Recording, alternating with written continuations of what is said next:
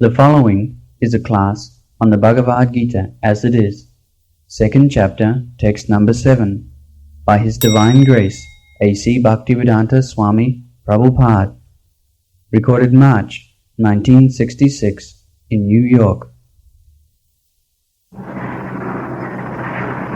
Now, Arjuna is perplexed.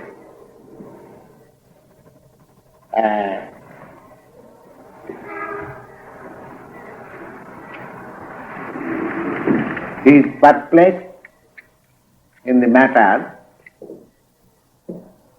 whether to fight or not to fight. That was his perplexity. After seeing his relatives in front of him with whom he was to fight, he was perplexed. And there was some argument also with Krishna. Krishna, of course, did not encourage him. Now, here is a point that Krishna is the Supreme Personality of Godhead. What is that? What is this book? Well, this is the translation of the Bible. But now you can hear me. I am here. Yes. No, don't turn your attention. Just hear me.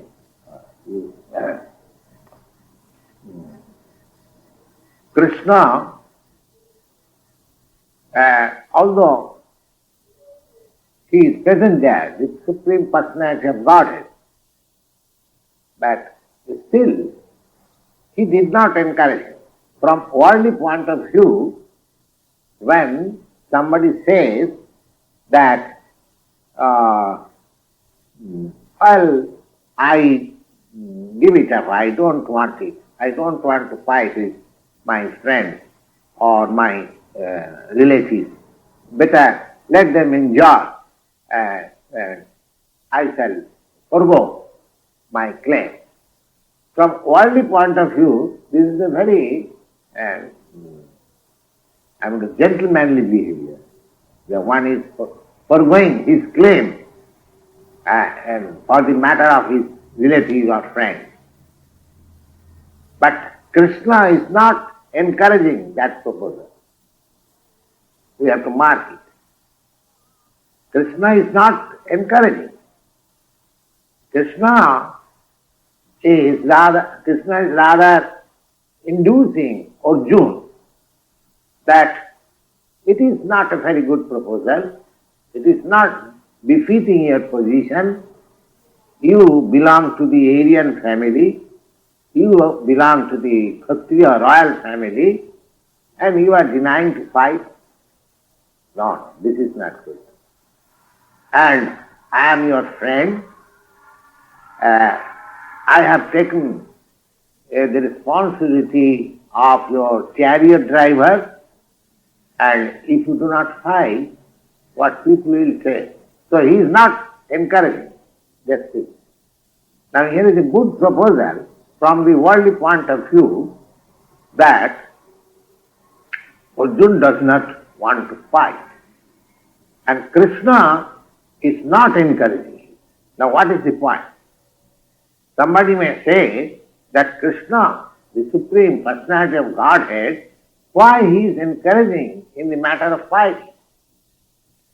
The people at the present moment, when there is a question of war, people want to stop that war. At the present moment, the movement is going on between all nations and they do not want war. But here we see that Krishna is not discouraging war. We have to mark this point. He is not discouraging war, but he is rather advocating, inducing Arjuna that no, this is not befitting your position. You must fight. So, here is a point that sometimes we may do something which is approved by the general public, but it may not be approved by the supreme authority. Superficially, it may appear very appealing to the sentiment of the public, but factually, such thing may not be correct. May not be correct. If we accept Krishna as the Supreme Personality of Godhead, and while he was inducing Arjuna to fight, it does not mean that he was inducing Arjuna to do something wrong. But from a worldly point of view, Arjuna was a very pious man, and he was declined to fight, and not to kill his kinsman, not to kill his friend. This is a very important point. So he argued, no, if I fight, my people will die, and their wives will become widow, and they will be adulterated, and then by adulteration unwanted population will increase, and will offer Sraddha. Sraddha, there is a ceremony of Sraddha according to Hindu scripture. I do not know whether you have in your Christian religion, but according to Hindu, a dead body is offered some respect every year. Just like death anniversary observed, similarly in the family, the descendants, they offer some foodstuff after some religious ceremony that is called Sraddha. And it is believed that that offering goes to the dead forefathers. So that is a family religious ceremony. So Arjuna said that if these people will die, we will offer that evolution to the forefathers. So from ordinary point of view, from the point of view of a family man, he argued with Krishna in so many ways. And after, at the end, he decided that I cannot fight. I cannot fight. Then Krishna tried to induce him, and he said that yes, whatever you are saying, that I am a Kshatriya and I am not doing my duty, this is all right. But my mind is perplexed. So he was at the same time conscious that Sri Krishna only can make a solution of this perplexity. So he said, Katpanna dosupa hatasabhava prichyami tang dharma sangamura sita jatseva san nischitang buddhistanme shishasti hang sadhimang tang prabanyam.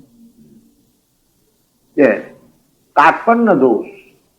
Katpanna dos means a miserly man.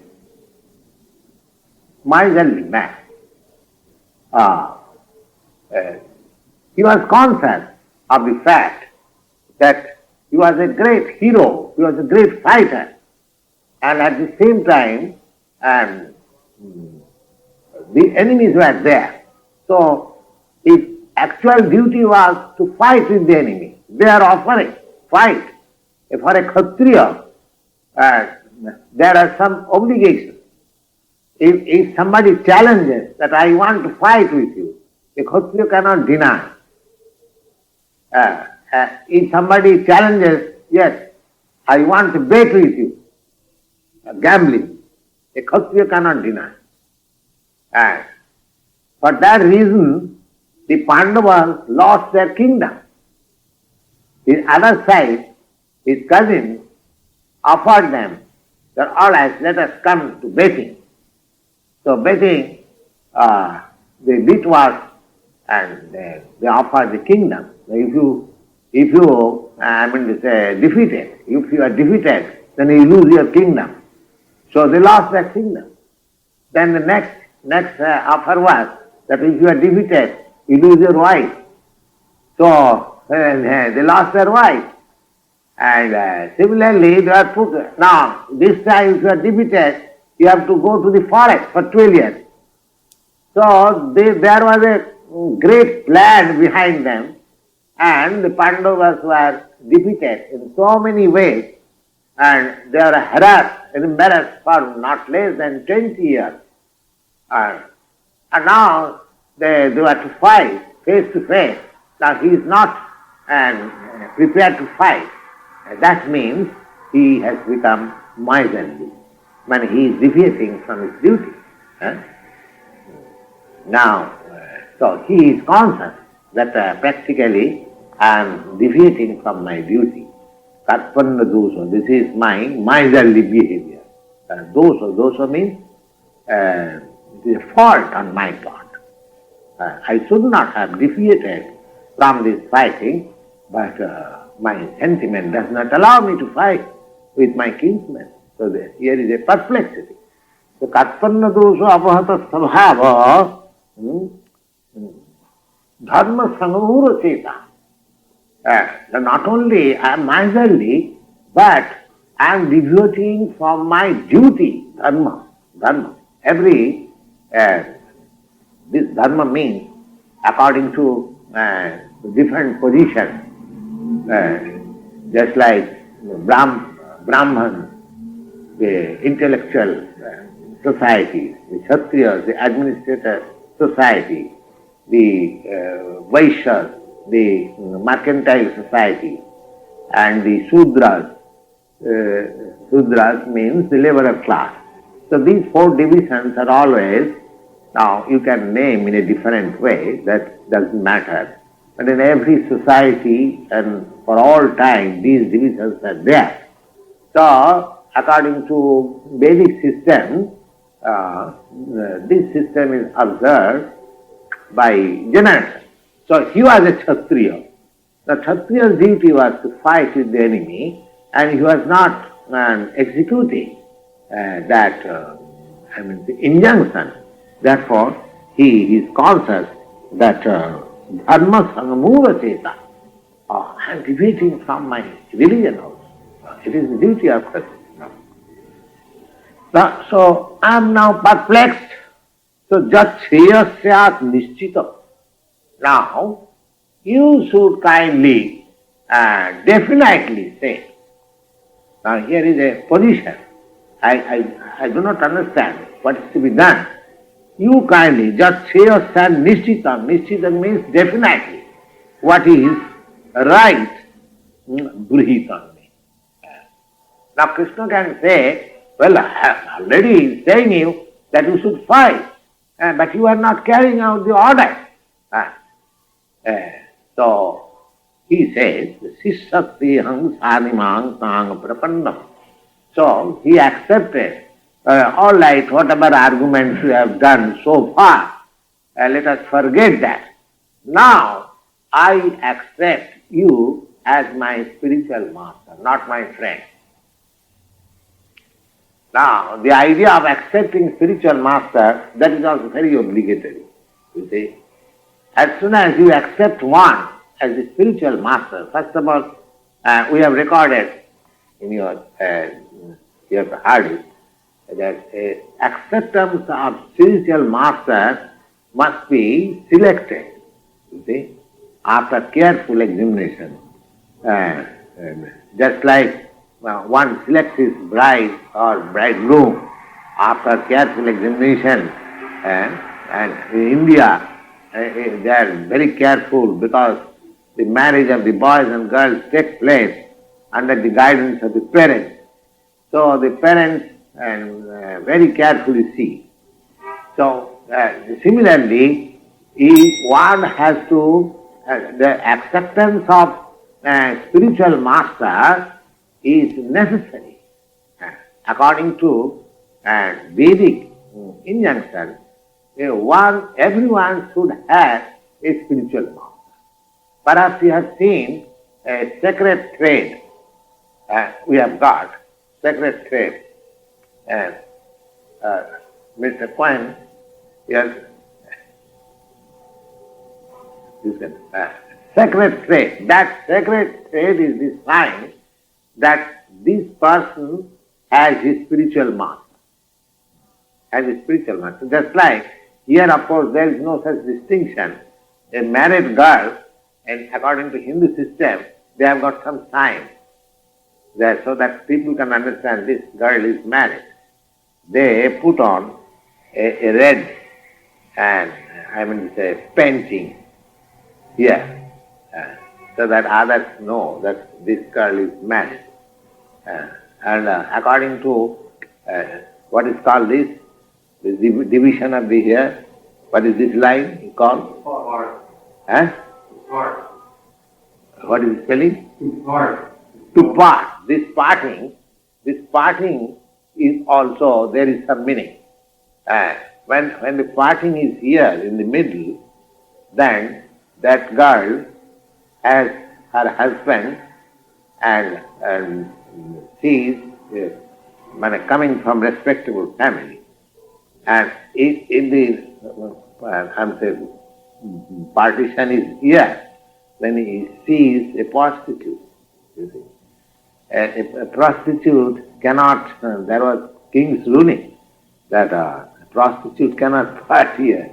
And then again, when a girl is well dressed, then it should be considered that she has got her husband at home.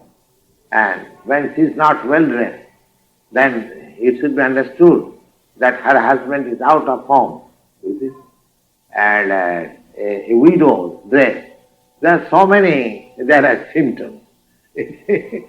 So, similarly, this thread, sacred thread, is a sign that this person has accepted somebody as his spiritual master. He has got his, just like this red mark symbolizes that this girl has her husband.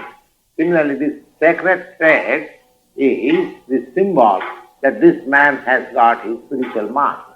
So there is a ceremony, you see. So according to Vedic system, one has to accept a spiritual master in order to make a solution of his life. In every step of his life, the spiritual master guides him. He also makes question to the spiritual master and he guides, so that his life, his progress of life may be systematic. Now, to take such guidance means the spiritual master should also be a very perfect man. Otherwise, how can he guide? Now here, Arjuna knows that Sri Krishna is the perfect person. So therefore, he is accepting him as Shishyastiham Sadiman Sam Prapanna. I am just surrendering unto himself, yourself, and you accept me as your disciple. Because friendly talk cannot make a solution of the perplexity. Friendly talks may be going on for years together, but there is no solution. Here, accepting Krishna as the spiritual master means whatever Krishna will decide, he has to accept. One cannot deny the order of a spiritual master. Therefore, one has to select a spiritual master whose order carrying, he will not commit a mistake. Now, suppose if you accept a wrong person as spiritual master, and if he guides you wrongly, then your whole life is spoiled. So one has to accept a spiritual master whose guidance will make his life perfect. That is the relation between spiritual master and disciple. It is not a formality. It is a great responsibility, both for the disciple and for the spiritual master. And yes. But if the disciple is ignorant before, Yes. how does he know which master to choose? I mean, because he doesn't have the knowledge. Yes. Why select? Yes. The first thing is that one should be searching after a disciple, searching after a spiritual master.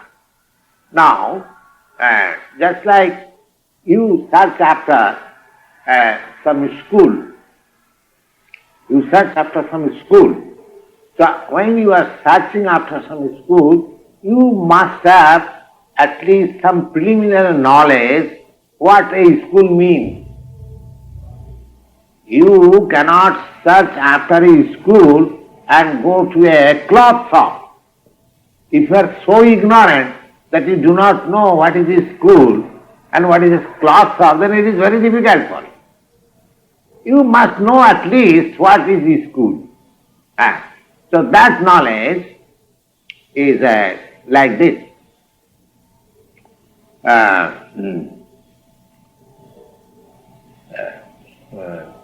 Tadvijnanatham sa gurumeva avigachet samitmani srutriyam brahman.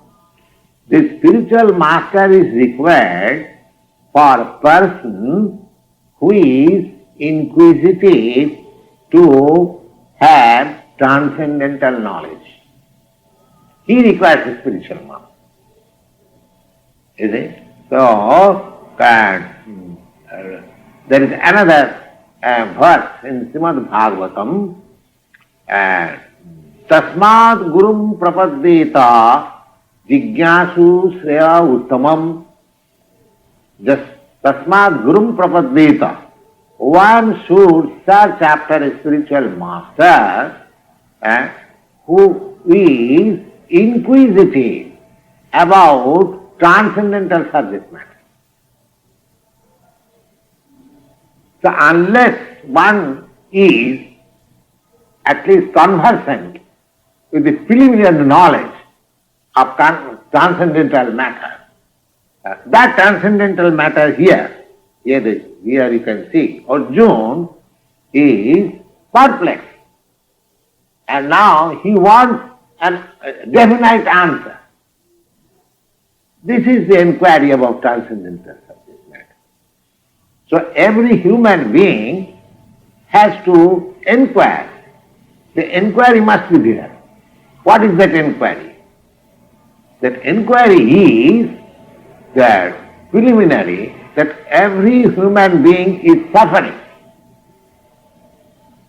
An ignorant man, just like a cat and dog or an animal, they are suffering, but they do not understand.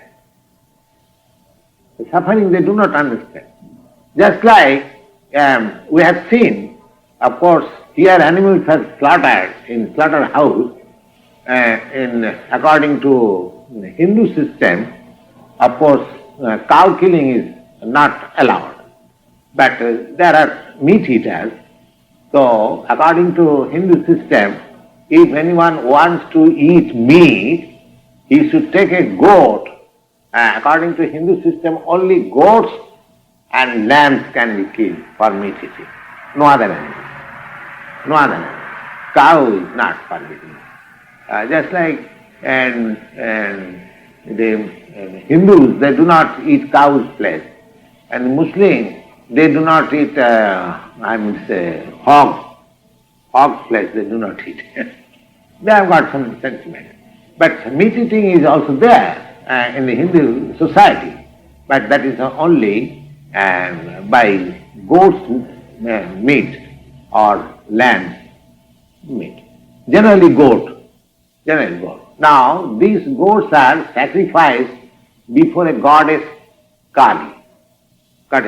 So I have seen it, that one animal is being killed slaughtered, and another animal, which will be slaughtered next, it has been given some grass and it is standing there. It has no knowledge that my next turn is mine. So it is not going at. So this is animal. This is animal. A human being is not so fool.